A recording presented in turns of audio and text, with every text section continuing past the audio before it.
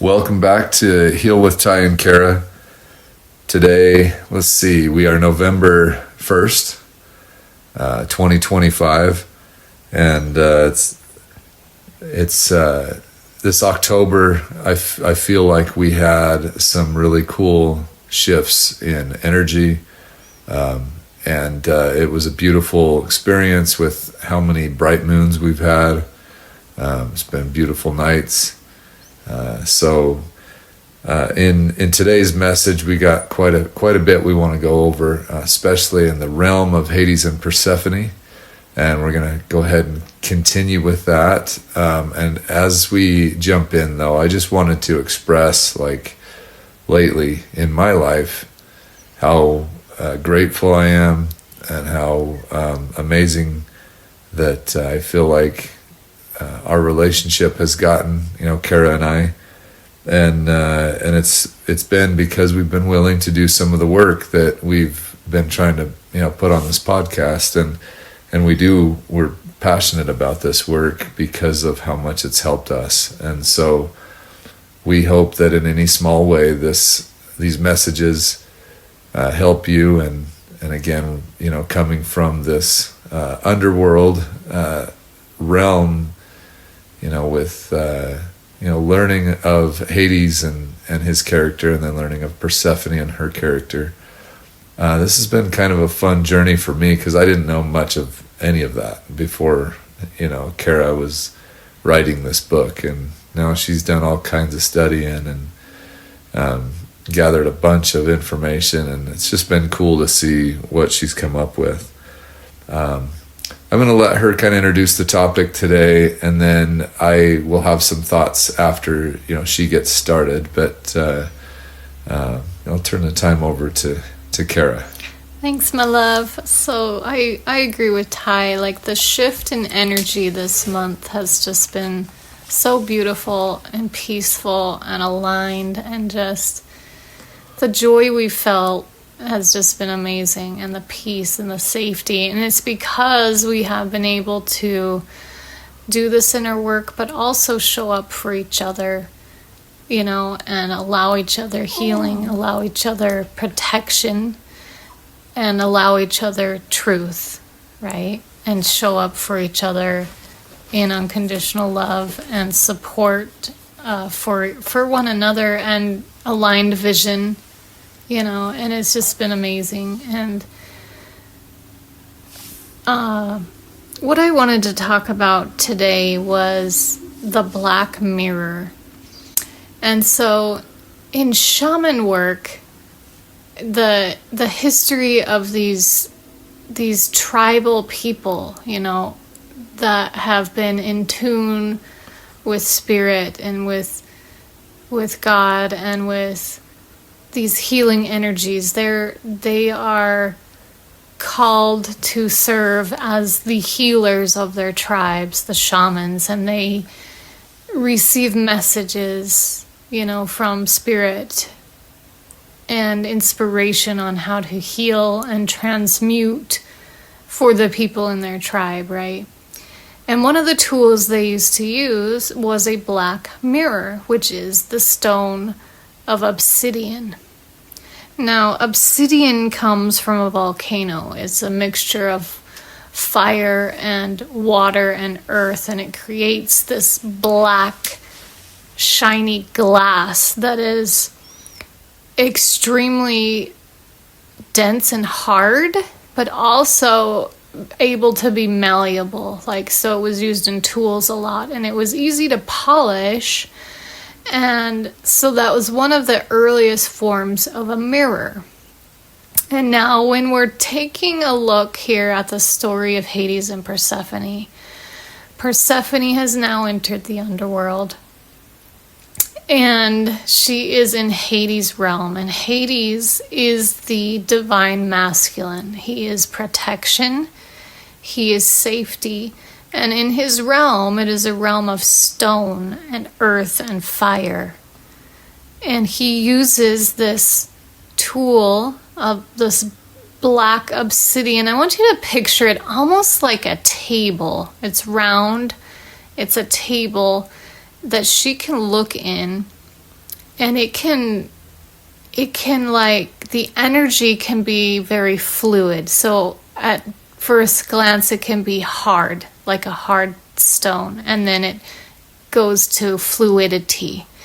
And the blackness represents the blackness of the universe, right? Where all possibilities of creation start. Like, in the beginning, it was dark, right? And then there was a spark of light. God said, let there be light. So the blackness is the blank slate of where all possibilities can begin. And I'm going to stop there and just read about the qualities of black obsidian. So if you're into crystal healing or crystals and stones as a tool to help with energy and healing, you'll be interested in what black obsidian is used for and what the energies are. So black obsidian is a stone of protection, grounding, and cleansing. And it's known as a protector stone. Obsidian plates your aura in armor and keeps you grounded. Empowers the root chakra. It ties you to your physical form so that awareness and presence takes hold. In effect, obsidian's vibration creates a boundary between the outside noise and your own inner peace. And so, just like Ty and I, when we first met, we were both living our own, surviving our own lives and in our own versions of chaos, vulnerability, nothing, instability, right? So many things were not aligned, and we had just kind of broken out on our own, over the last period of time to start over. So we were in this liminal space, if you will, but without any tools of now, how do we get back to ourselves? How do we start, creation can take any form. So where are we going to go from here? And then God put us together and we began our own healing journey of sorting that out together, just like Hades and Persephone. And so if you can imagine Persephone, where she would have been, right? She was suddenly entered into the underworld, into this space. It would be a little scary. It'd be vulnerable. You feel like your life's falling apart. You still feel the anxiety, the anxiousness. I got to get back up there. They're going to have demands of me. They're going to be wanting me to do this, and everybody's expecting me to be this way, and I got to show up and do this, and this is what everybody wants me to be, right? And this anxiety and just chaos and malalignment and confusion. She would be completely disconnected from her truth because she's so wrapped up and worried about what everybody else wants from her. And so now what Hades gifts to her is protection, right? And cut off from the outside world, a very strong boundary between the outside noise and your own inner peace.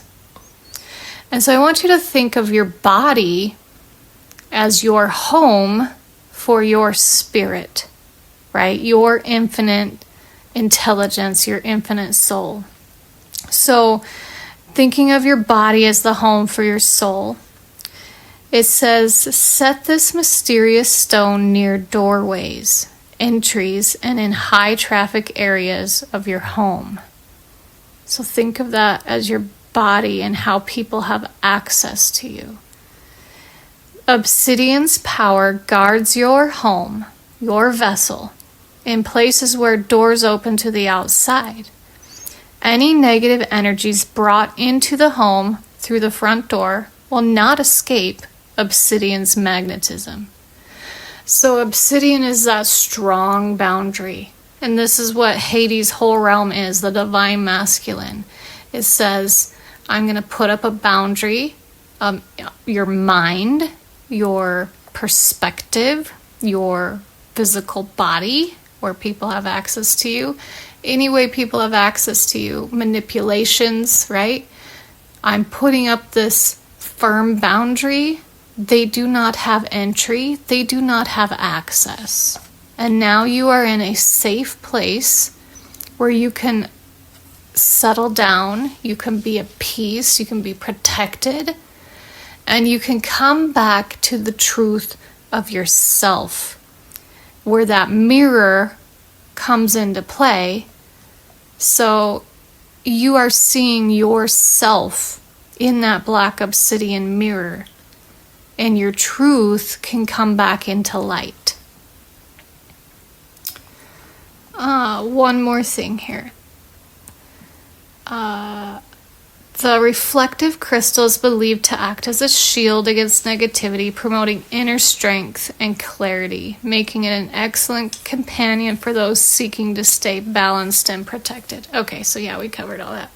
I was just looking at my notes. So that's what's so cool about Hades down in the underworld, receiving these souls, this divine masculine. That's his role and his divine calling, is to take you through this process. So we all have divine masculine within us. It's half of who we are, and the divine feminine is the other half of who we are. So we can come back to ourselves. We can look at this, use this black obsidian as a metaphor or even an actual tool in your hand, and remember that it's this blank universe of possibility, but it's also a mirror and of who you are, and a boundary to not let others come in and influence and manipulate and cause chaos and pull you away from your truth.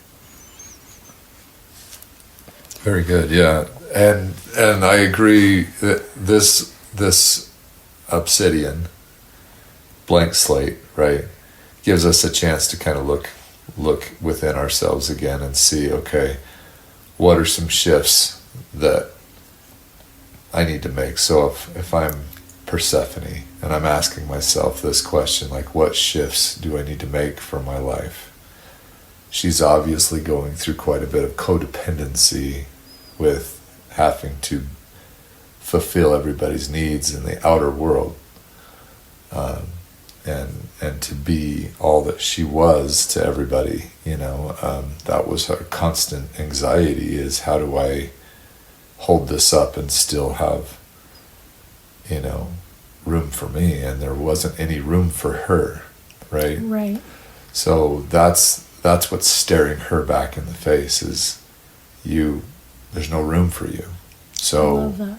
Exactly. We've got to, it's time to create that room, or you will go through what we would call a spiritual death, or like I don't know how else to put that other than that the soul inside of you just kind of dying every day, because 100%, you're not able to be yourself. You're constantly worried about, how can I please this person or that person or whatnot? So if, Persephone's in this position where, man, I got to figure this out and figure out how to deal with my codependency. And this black obsidian's kind of staring her right back in the face. And so it gives her this opportunity, though, to look at her personality, the way she is presenting herself to others, the way she presents herself to her own soul, with it, and decide, okay, how am I going to fix this? Because I have been everything for everybody, and it's time for me to learn a little more about myself, and so and how to fix the codependency within myself. And so there's three things that I kind of wanted to go over that I think she had to go through in order for her to get to that place where she's overcoming codependency. And I love Hades' realm because it gives her the space and the crystals, the area to do this work, the mirror work that she needed to do. And so the three things that I wanted to kind of briefly talk on is learning how to build micro boundaries. That's the number one thing. The second thing is learning how to pause before fixing.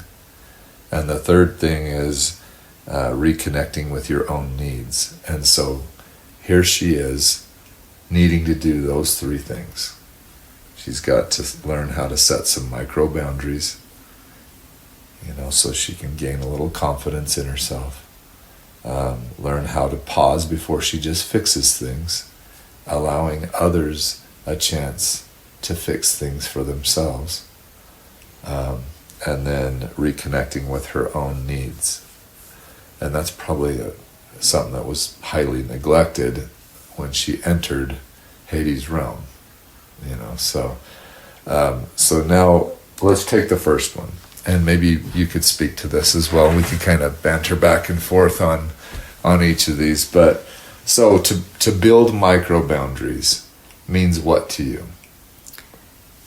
It means, I like what you said earlier. It's the little no's, right?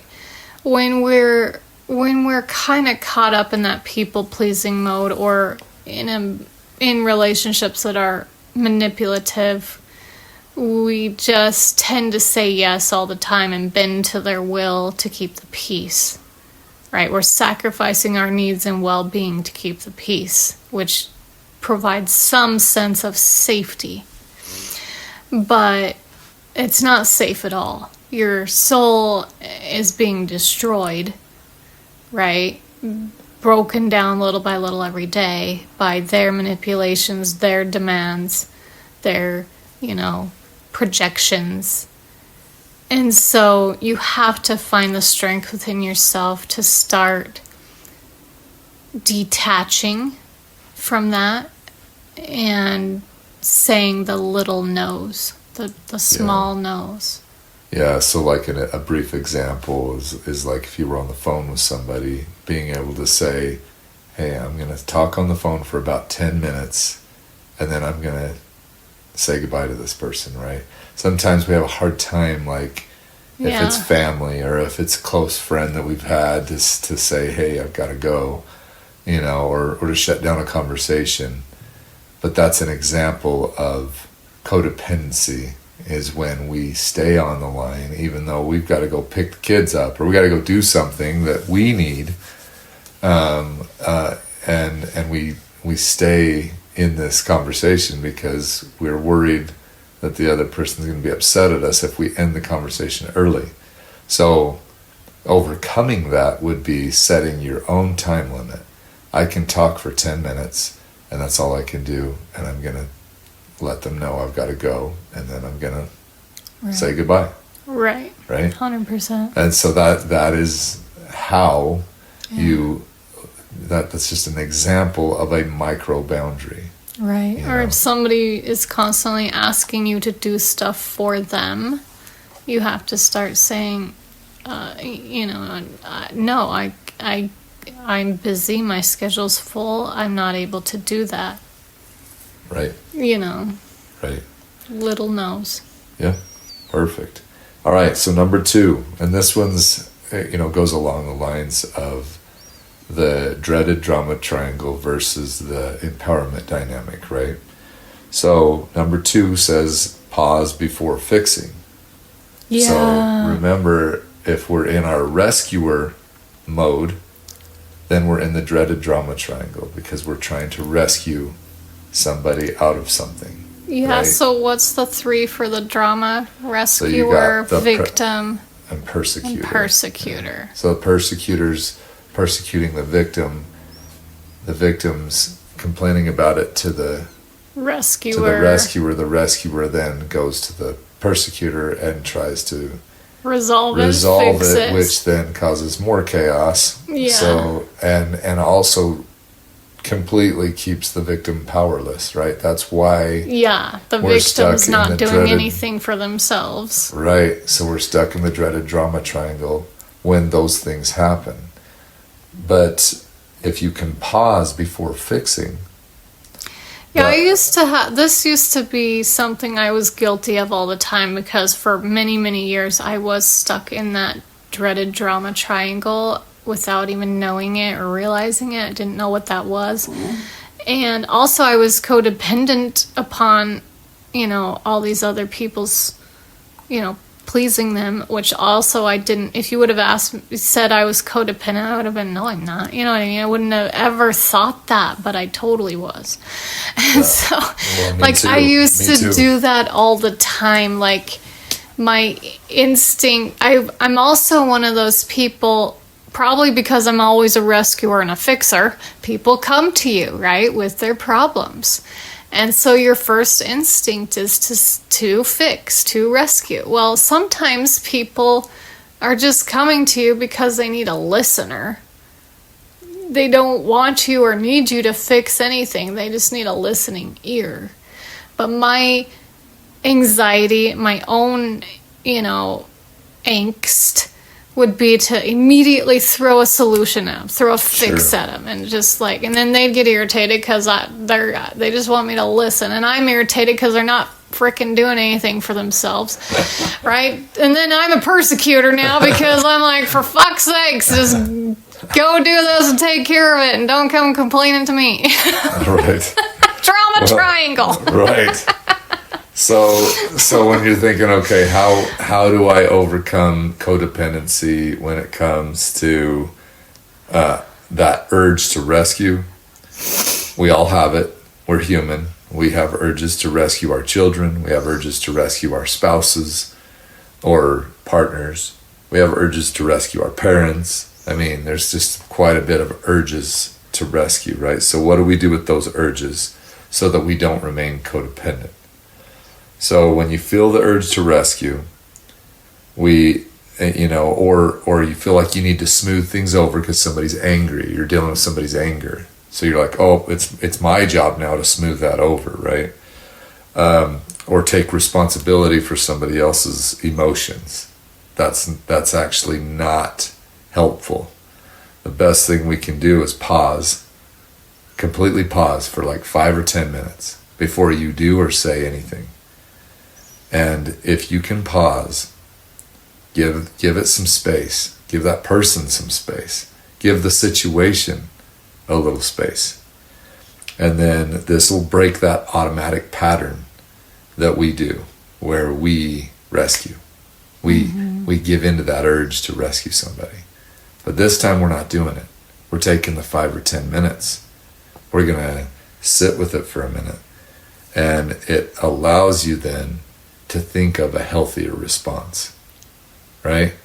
And so, but if you just go off your hip, very first thing, you're going to go with your urge, right? Your urge is going to be to rescue. So in order for you to be an excellent coach instead of a rescuer, which coaching happens in your empowerment dynamic. That's where you can empower yourself and the other person, right? Yeah. So if you take the 5 to 10 minutes and become a coach and say, okay, what would a good coach say to this person versus me rescuing this person? How can I coach this person and be a good listener, but give them an instruction? Yeah, empower them to do things for themselves. Right. And then when they go fix that issue themselves, they now grow in confidence in their own ability to solve it. You now grow in confidence that you have the ability to say, no, I'm not fixing that for you. I'm going to tell you how, but I'm not going to fix it for you. Help them without sacrificing yourself. Exactly. And Did you guys hear what he just said? That was so cool because it ties right back into this obsidian mirror. He said pause for 5 to 10 minutes because that's that blank space where all possibility can be created from. And if you do not pause, it's a spark of chaos that builds more chaos and reactivity, right? And craziness and unhelpful situations that just build and build and build and build. If you pause and go back to the beginning of creation, the blank space, that black obsidian mirror, now we can be proactive in creating the possibilities that are in alignment with our truth and are healthy, right? So that pause is so important, and it's coming back to that space, that mirror, and you can align yourself back to your truth, back to your peace, get that firm boundary back and say, okay, now where do we need to go from here that's empowering for all of us and not just creating more chaos and drama. Perfect. Yeah. And I love what you said, empower me. What will empower both of us? Not just you, not just me, but what could empower both of us in this situation? I think that's a good way, that's a healthy response when you can come up with that answer, you know? Yeah, and the pause is pretty crucial to be able to get there. Yep, it is. You gotta have the Typically, pause. none of us are skilled enough to create that off the hip. Right. That takes a lot of practice. Right. So the Well, pause, you're just always remember when you have been codependent in the past, or you have that personality to fix. Mm-hmm. I mean, it's going to be really vital for you to take that pause. That pause and is say, your okay, superpower. I recognize in myself this urge to fix. However, I've caught that urge, and now I can become the coach and actually help this person through gain confidence within themselves to be able to fix it, but with my coaching, right? Versus me fixing it myself. I love it. That way we both gain confidence at the same time. All right, the last one, number 3. So again, we're overcoming codependency. We're staring at this obsidian mirror. And sometimes when we get that chance to pause and have the mirror work, all of a sudden we're reconnecting with our own needs. That's number 3. Okay? Now, how powerful is that? That you pause, you look within the mirror, and the mirror reflects back, hey, here's some of your own needs. And sometimes it's like a bitch slap, because we're like, whoa, I haven't done this for myself and I don't know how long. I haven't paid attention to my own needs and I don't know how long, right? Especially, I mean, this happens especially with moms, with dads that are highly involved with their kids or grandkids or whatnot. Yeah, you know what I mean? You'll kind of lose yourself in helping them. But this work requires you, to look at your own needs and say, okay, what are they? That shaft in the whirlwind scripture came to mind as you're saying that, when you're not grounded and anchored into your truth and authenticity and having this divine masculine boundary and protection around you, if you will, to ground you, you're that shaft in the whirlwind blowing around crazy to everybody's whim and need, right? So now we think, okay, so how do I get to where I can reconnect with my own needs? I've been codependent for a while. What do I do about it? So Persephone's asking herself this question.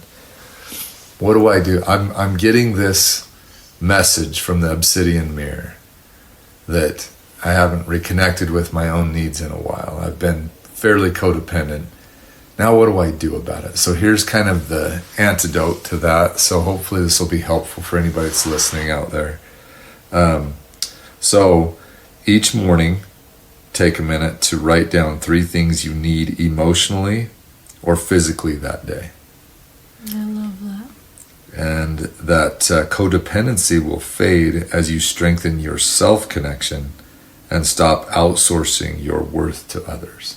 Wow, that's so powerful. I love that. What a great morning ritual and even evening ritual or a check-in in the afternoon, man, to constantly do that for yourself. What was that again? So taking some time to write down your emotional and physical needs for that moment or that day. Emotional and physical needs. What do you need right now? Yeah. Physically, maybe I need a freaking nap. Emotionally, yeah, maybe I just need time to process my emotions, with a journaling practice. Maybe I just need to sit here and cry for absolutely no reason at all. Exactly. Maybe I need a freaking laugh. I don't know. Maybe I need to laugh so hard I almost pee my pants. What do you need right now? Right, exactly. So something that I think Persephone in this, when she experiences this in Hades' realm, it's such a beautiful experience for her to reconnect with her own needs again after she had been so codependent with her mother and everybody else's needs that were happening in the outer world. And so when you think of your own needs, whoever's listening to this, obviously you have needs. Now, you also probably have desires. And I don't know if you've been if you're amazing at getting your own needs met, then maybe this isn't necessarily the podcast for you. But if you've kind of noticed lately that, man, I feel like I'm worn down. I feel low energy. I feel low motivation. You feel neglected and unseen. Yeah. If you're feeling those things, your needs are last. You're always put on the back burner. Everybody else gets taken care of first. There's never time or space or money left to take care of you. It's time to look at the obsidian mirror. You could buy a freaking chocolate bar for yourself at the checkout. Yes. Because you do it for your kids all the time. Get yourself something, for hell's sakes. It's totally fine. Right. Exactly. It's time. You haven't been on that vacation in a while. It's okay. It's okay to say, hey, I do want and need that ocean spray. So you know what? I'm heading. I'm going to do it. And so that's what's so cool is when you use these 3 things to kind of help you with your codependency. It can definitely shift you out of that personality and reconnect you with your soul so that you then can enjoy the peace that comes from living in alignment with your soul, in alignment with what right. The balance that you need. And that's important. We're meant in this life to have joy. We're meant in this life to have peace. We're meant in this life to have fun. We're meant in this life to have abundance. Right? We are worthy of all those things because we are children of God, right? We are those things. Before we entered into this dense 3D world and body, that was our truth. The truth of who we are is infinite love, of light, of abundance, of joy, of all the beauty we want to see, of all the good things that come to us. We deserve this because we are it. We've just simply forgotten that. So it's coming home to yourself, to your truth. It is 100% okay. You are worthy of receiving all of these things.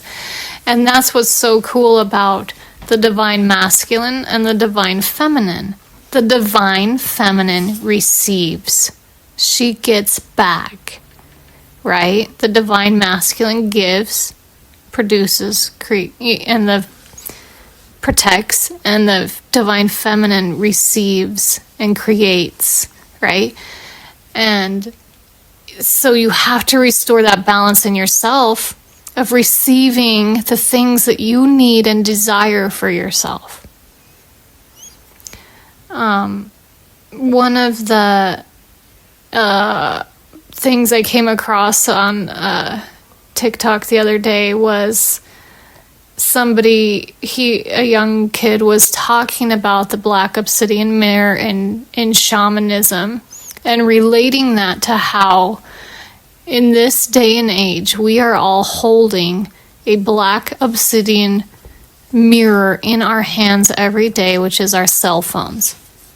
That is a black mirror. And when we turn on that mirror and activate it, what are we seeing? What are we feeding ourselves every day? What are we allowing ourselves to receive every day? And what you're allowing yourself to receive through that cell phone black mirror, that portal, is truth. So are you feeding that your mind with superficial things like makeup, youth serums, anti-wrinkle creams, get-rich-quick schemes, I don't know, what members of the opposite sex you think are attractive even though you're in a relationship with somebody else and married? What is the truth of what you're receiving through your phone, right?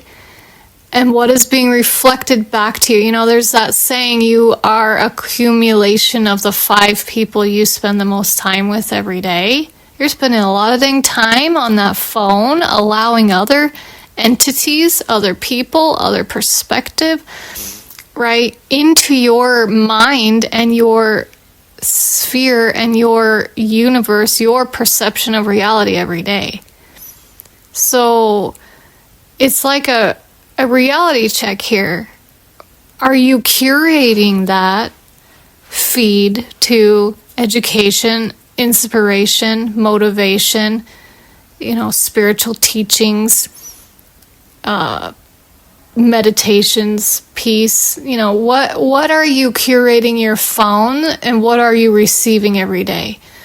Are you caught up in things that are superficial and that make you that feed into your fear and shame and guilt and feelings of lack and inadequacy? Or are you curating that feed with things that help you feel whole and help you feel truth and help you feel aligned and inspired and happy and healed? What are you curating that with? That is a black mirror, and it is very powerful in our hands every day.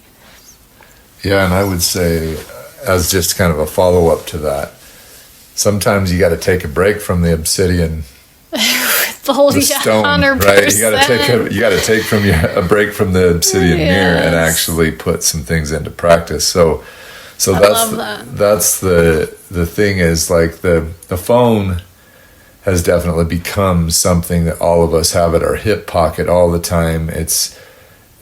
We freak out if we walked downstairs without it, right? It's gotten to be a real ridiculous thing when we used to survive plenty fine without a cell phone connected to us all the time, right?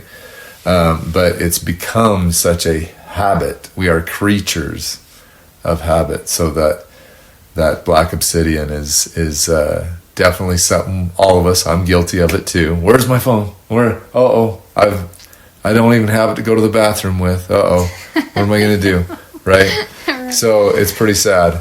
But taking a break from the cell phone. So something that kind of makes me happy is when I get, every now and then you'll get this little feedback from the iPhone that says, you've only used this percentage of your cell phone this week, or something like that. Or it tells you how much hours you've been on your phone, and you're like appalled. You're like, no way possible. And I've noticed that, like, when I have less screen time, I've had more fun in my life. Yes, right? And presence. Yes. And life happens in presence, not in the lost realms. Now, sometimes I set myself a goal to see if I can get that thing even less. How much less can I spend time with this cell phone?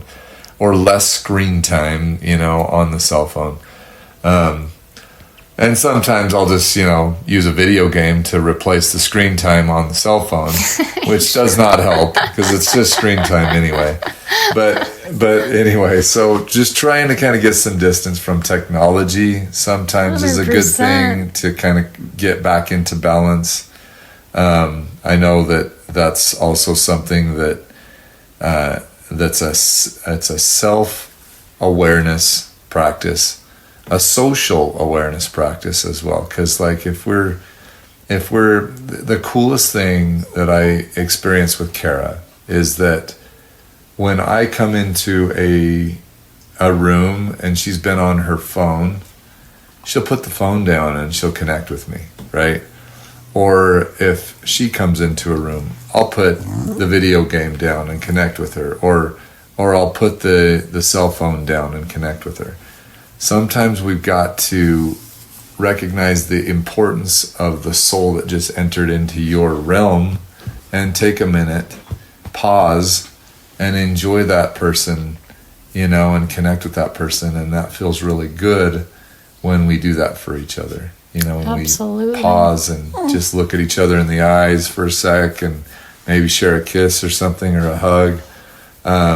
Again, those are grounding things that help nourish your relationship. So and you're seen. I love what she said. Sometimes you feel seen if your spouse is willing to put down their obsidian mirror, their cell phone, and actually look you in the eye, right. Give you a kiss or a hug, or just sit with each other for just a second, and so there's some beautiful things that can take place in your relationships when you pause your habits, pause your things, pause the obsidian mirror and actually put some things into practice that keep you balanced, So, yeah. I love that. I love it. I think that sums it up. Like, I one thing as you were talking that comes to mind is like, often we seek without rather than seeking within. And so it's remembering that your phone is a tool, right, to use. You can use it to help with good habits, or you can use it to help with bad habits, right? It is a portal. You can allow good things in, you can allow bad things in. Right. And in those the shaman in the tribal times, not everybody had access to that obsidian. It was a tool to use to help in healing. And it's like that Harry Potter, where he's got the mirror that shows you your heart's desires. You can't just stand there and stare at that mirror, constantly. You sacrifice your life when you do that. Life is in the present moment. So we use the tools when we need them, and then we put them away. And we seek within, and we are present. And that's why nature is such a beautiful tool for grounding and connection and tuning back into ourselves, because we don't have all this other distractions in this portal of possibility that can bring in good things but also bring in bad things. So it's really critical to understand that these are tools, and you have to set these tools down and be present and live your life in the present. The tools help you come back to your truth, and then you live from your truth. Perfect. Absolutely.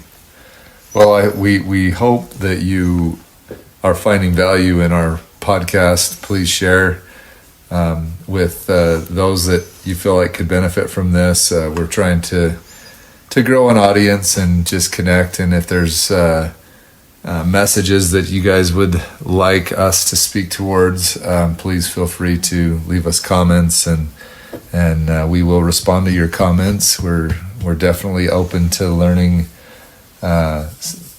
topics and things that you would like us to speak towards, and as far as Kara's writing and the things that she's doing with this book.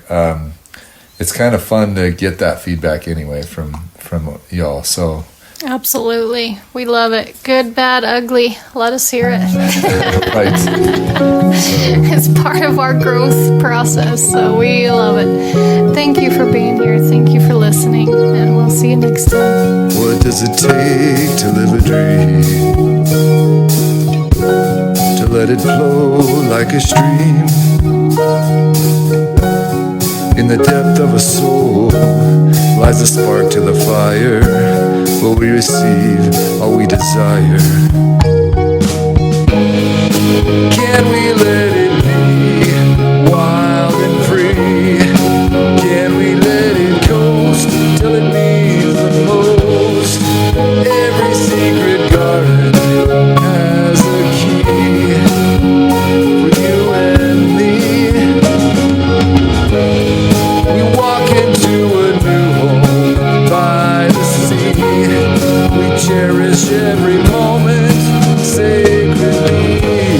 A realm built from the heavens for you and me.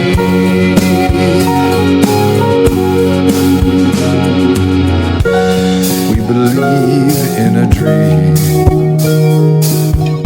no matter how hard that it seems. As our story unfolds, we stay true to our passions. We will receive what we imagine.